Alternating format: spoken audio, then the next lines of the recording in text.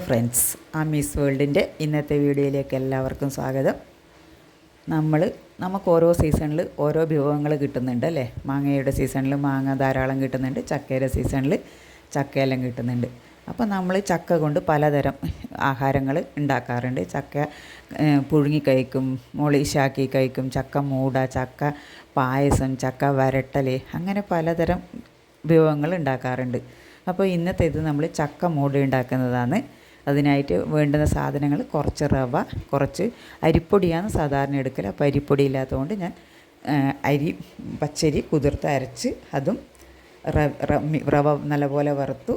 അതേപോലെ വെല്ലം പാനിയാക്കി അതും അരിച്ചെടുത്ത് അതിലേക്ക് ജീരകം വറുത്ത് ചേർത്തു. അതേപോലെ ഏലക്ക പൊടിച്ച് ചേർത്ത് ഇതെല്ലാം കൂടെ മിക്സാക്കിയിട്ട് വാഴയിലയിൽ ആവിയിൽ വേവിച്ചെടുക്കുന്നതാണ്. നല്ല ടേസ്റ്റാണ് ഇത് കഴിക്കാൻ വേണ്ടിയിട്ട്. അറിയാത്തവരുണ്ടെങ്കിൽ ഒന്ന് ഇത് നിങ്ങൾ ഉണ്ടാക്കി നോക്കൂ. അധികം നമുക്ക് ചിലവുമില്ല, നല്ലൊരു വിഭവമായിട്ട് നമുക്ക് കിട്ടുകയും ചെയ്യും. അങ്ങനെ എല്ലാ സാധനങ്ങളും ഞങ്ങൾ ചക്കയുടെ കാലത്ത് മിക്കവാറും ഞങ്ങളെല്ലാം ആഹാരം ചക്കേനെ, അതിനെ കൊണ്ട് പലതരം വിഭവങ്ങളുണ്ടാക്കും.